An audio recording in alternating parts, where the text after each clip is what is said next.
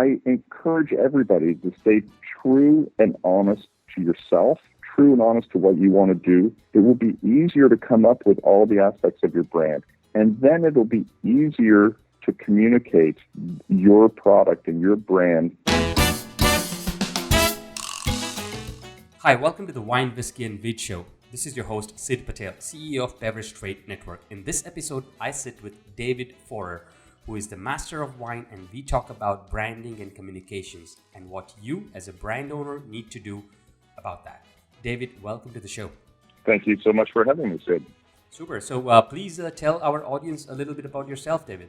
Well, where am I from is a complicated question. I was born in the UK, but I grew up in Canada and then lived for 20 years in the Bay Area, where I really felt a thirst for wine. And while I was living there, I became a master of wine, went through all the different cycles up through WSET to become a master of wine.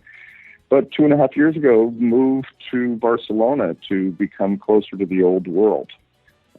Here in Europe, I do strategic consulting for brands and for wine regions, for wineries and wine regions, mainly with regards to communications and path to market. I sit on a number of boards for also some technology startup companies here in Catalonia. But I also own my own brand, so I'm practicing what I preach, and I'm developing a brand from our vineyard in the Priorat here in Catalonia. Fantastic. So let's start with a strategy of a new brand, right? Like communications or branding. Pretty much everything comes into planning phase when it comes to a new brand. What do you think your strategy, launch strategy, should look like for branding and communications? Well, I think one of the things everybody needs to keep in mind is that things like your brand image and your logo and your label are the last things that you should be working on. You have to have a systematic approach to developing your brand. And first, it starts with your mission, your vision, and your values. You have to first determine what are you trying to do? Why are you have this company? Why do you have this product? Where do you see it going? So you come up with your mission, your vision, and your values. And from that, then you can develop your brand. And there's 3 parts to your brand. There's the brand story, the brand messages, and your brand personality. All of those 3 things have to come from your mission, vision, and values. And this sounds very sort of autocratic, and you have to do this, and you have to do that. But when you actually put it into practice, it helps you stay on track, helps you stay consistent, and it makes your future work easier. It makes the work of coming up with your images, your logo, your label easier when you know what your brand story is, when you know what your messages are, when you know what your personality is. Because then you can go out into the marketplace, and when you're promoting or coming up with your communication, you are consistent. And there's nothing contradictory. You're not confusing the consumer because everything is in alignment. So I think when you're planning a brand and having a launch, you first have to slow down and go back to why have you developed this product? Why have you started this company? And then move forward. And that helps you build into the story and things of that nature, I guess? Yeah, so it helps you when you know what your vision is and you know what your values are as a company. Then that really helps you define what your brand story is. That one flows easily into the next. And for example, if you've really dedicated the time and you come up with a concrete mission, vision, and values, then you start working with your story, and you listen to your story, and you realize, you know what, that doesn't really match our vision and values. I don't think that really is our true story. So it helps you develop your brand story and your messages and personality if you slow down and go. True. I think I agree. One of the things which we personally, for example, in our business units, a lot of times you end up doing this anyway, right? Like you at one phase where you may have to train your sales reps or retailers or distributors, there will be some time during your brand phase where you will have to come up with a vision, mission, a proper story, a nice PowerPoints and whatnot. It's better to start initially and be consistent about it, I think. Yeah. Yeah, and it helps you. It makes it easier for you to explain to the person you're training or your distributor, whoever it is, the comprehensive brand that you have, and that it's all consistent. They will understand it better if you have this all aligned. So let's say you had a client, let's say you had a winery that just comes to you and say, I want to start a new brand. What are the questions you ask them? Because I think that would be a foundational questions which they can write and answer themselves in developing this plan. Yeah. So if a company came to me and said they want to start a new product, a new wine, a new brand, my first question would be why? Why do you want to do that? Because the answer could be so many different things, and it focuses their future work. For example, why are you making this new wine? Well, I see an opportunity in the marketplace for this style of wine from this place, and I think I could be successful with this brand. Well, there already you have some of the key messages, is that this is a unique style. This is from a unique place. There you go. Now you're starting to build all the pieces that you have there. You could say, the person could respond to the question why with a, well, we're going back to the way we used to make wine, the way my grandparents used to make wine, and making a traditional, authentic wine. And I really want to make this because it's part of my passion. There you go. You have part of your brand message is that you have this historical, traditional, authentic, old style of wine that you're making from a winemaker that's filled with passion. So that helps you form what some of your key messages are, asking them why. After the why, like what kind of questions, like who's your customer, what kind of age, what kind of budget, what sort of questions do you think a brand needs to answer in defining a brand? Yeah, I think you once you define who you are and what your brand is, you have to then understand who the consumer is, and you have to communicate with the consumer in a way that resonates with them. If your consumer is that adventurous person that wants that new wine from a new region, then you have to determine, where do I find that consumer?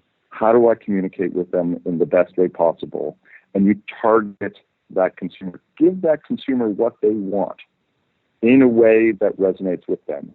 It's so easy. I mean, we do a lot of marketing and communications, but it's in theory it's so easy, but it's so hard to discipline, put discipline in you when it comes to communications and marketing, and sticking with that benefit for the consumer instead of shouting about yourself. Right. You have to, we all have to sell a product. If the consumer doesn't buy it, then your product is not going to be successful. And the way to get the consumer to buy your product is to convince them that that is a product that they want. And you have to communicate that to them in a way that resonates with them. We, especially in the wine business, as opposed to beer or spirits, they do a better job at communicating and understanding how the consumer wants to hear the message. But in the wine business, people think, oh, I'm going to grow some great grapes, I'm going to make some great wine, and everyone's going to love it. No, it doesn't work that way. You have to, there's one of the rules of thumb I like is, if you're a winery owner, spend a third of your time growing the grapes, a third of your time making the wine, and a third of the time selling it. And that selling it is the key part, because if anybody can make wine, anybody can make good wine. It's harder to sell it. So people need to focus on how they're going to sell it and how to get that wine to the consumer who will like it. We need to answer the tough questions, right? Like, why will they buy? Yes, why will they buy? And to work with the consumer at engaging with them. I think one of the problems we have in the wine business is this: we have so many SKUs, tens, hundreds of thousands of SKUs in the world that are vying for attention with the consumer. And how do we communicate with that consumer? Well, most people just throw their wine into the distribution chain and hope that their message continues through from the export manager to the importer to the distributor to the retailer on premise. down to the final point of sale with the customer. And sorry, it doesn't work very well that way. And you need to try to take control of your message and get that message to the consumer in a way that resonates with them. True. What have you seen work? Like, can you give us some case studies or something that people can study that these brands are doing amazing job in touching the consumer and they do understand the consumer really well? So I think one of the places in the wine business where people have been successful is in the supermarket. I have a lot of experience with supermarket sales in the United States, and you have most of the wine SKUs in those shelves are controlled by the biggest companies like Constellation, and more importantly, more like Gallo. And Gallo really, really pays attention to the consumer. They pay attention to what style of wines the consumers like. They pay attention to what packaging the consumers like. They pay attention to what price the consumers like. And because of that, they've been immensely successful. And you look at other brands, and they don't even pay attention to what consumer would like wine and targeting those consumers and giving those consumers what they want.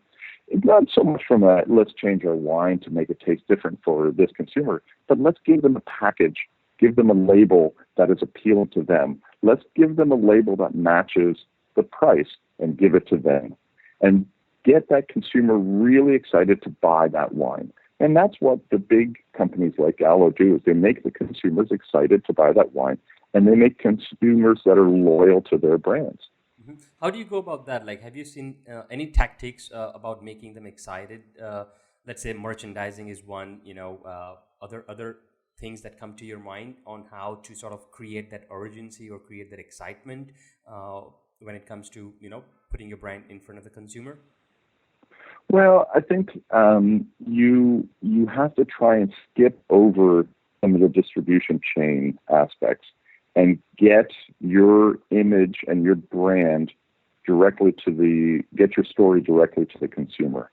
For example, if you realize that the best way to reach your consumer is a targeted Instagram strategy, then do that. But most people just stop there. For example, I was doing some research on a winery and went to their Facebook page and sent them a message through Facebook saying, hey, I need some more information about this wine. 3 weeks later, they responded to me.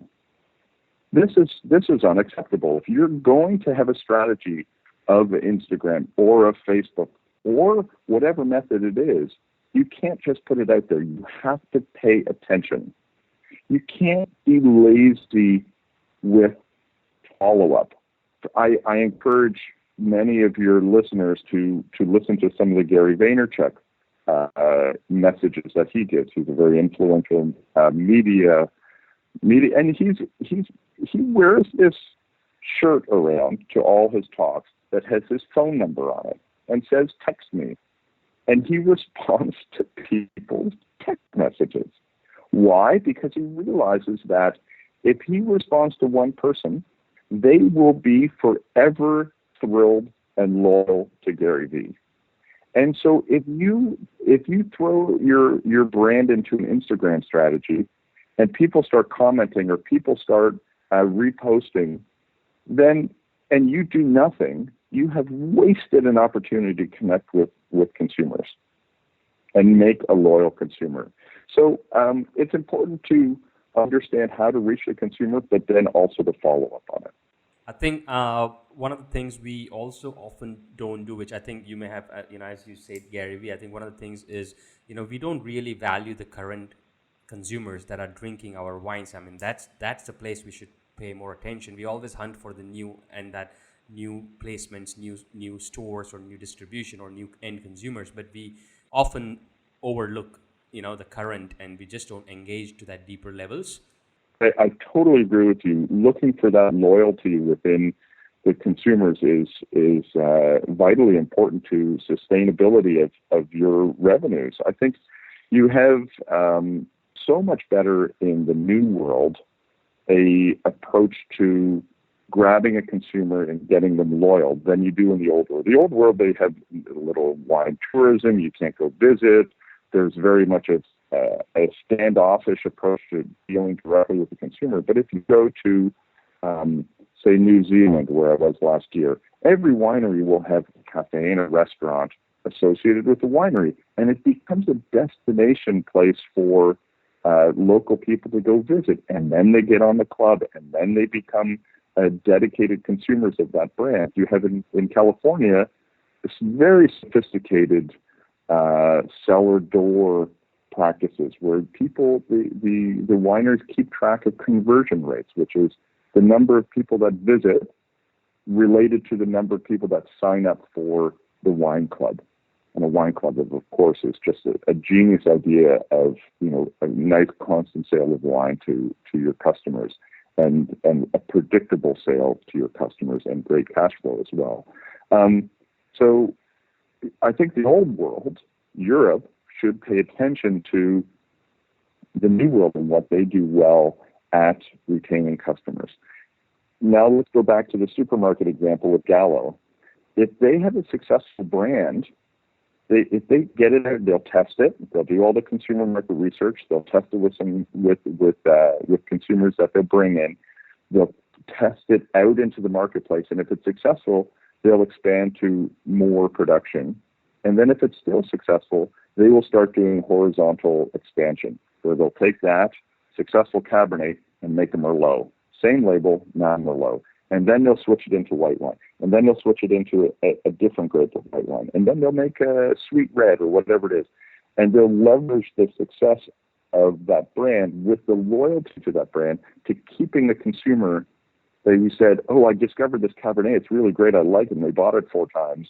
And now they go back and go, but maybe I'm getting bored of this Cabernet. They go, no, now they have a Merlot. Great, I'm going to buy that Merlot. Yeah, got it. I think that's a good one where you are open to tweaking. You launch something with an open idea of tweaking and listening, and then constantly adapting. I think again, it's the same thing. Like they are current with the consumer behavior. That's the key here, right? I think what you're trying to say, like see how the psychology is changing, and Gallo and beer guys and spirit guys understand that, like this is what they like on the label today, this is the price which they're buying today, and this is where and how they're buying.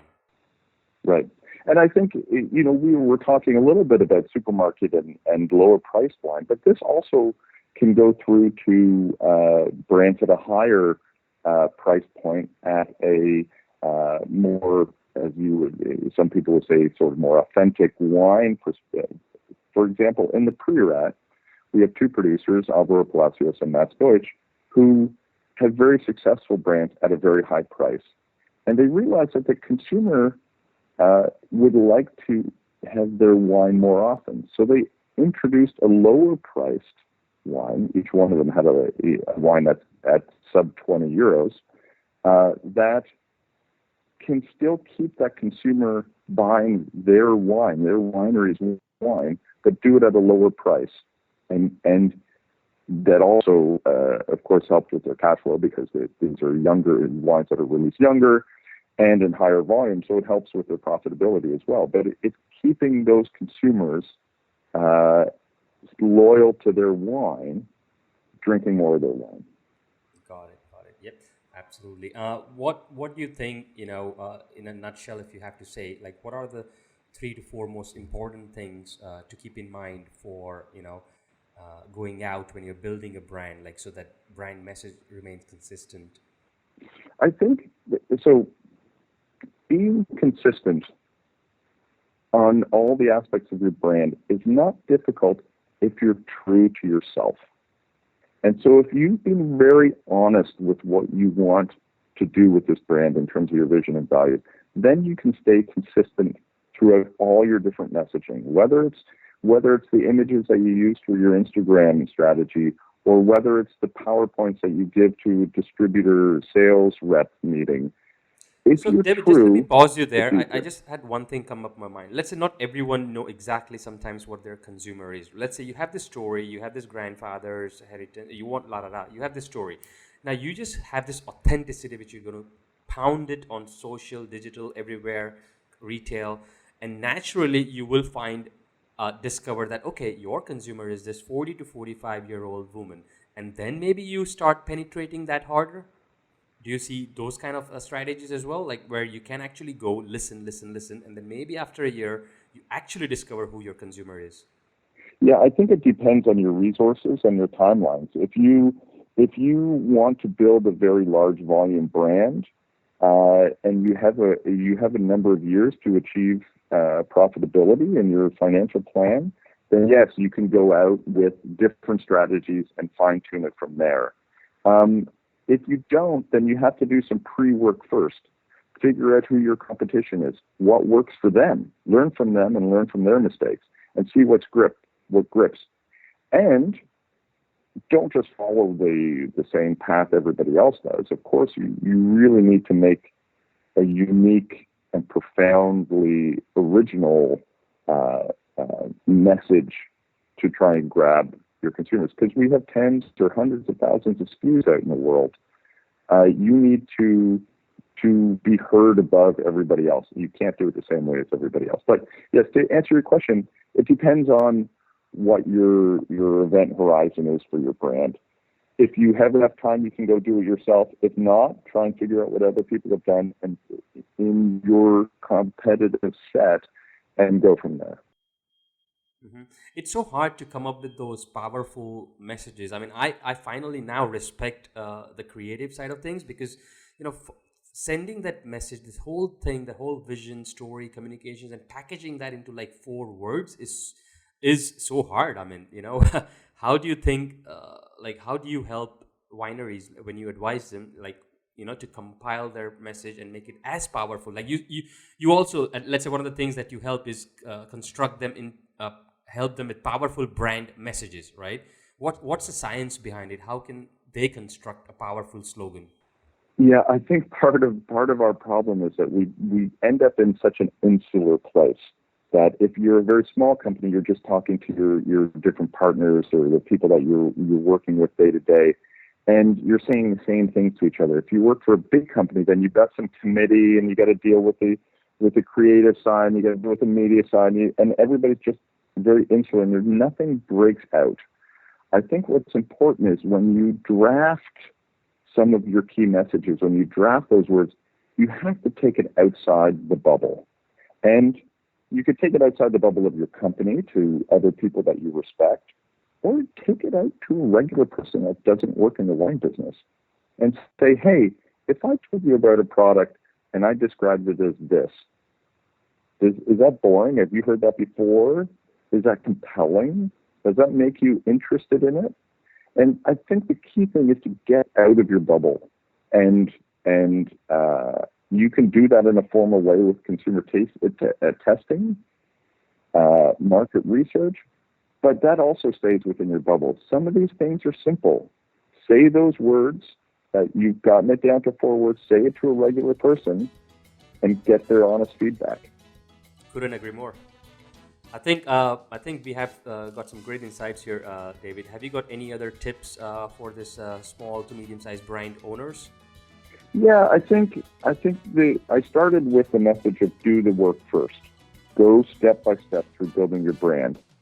But I encourage everybody to stay true and honest to yourself, true and honest to what you want to do. It will be easier. It will be easier to come up with all the aspects of your brand. And then it'll be easier to communicate your product and your brand to the world if you're true to yourself and true to what you want to do.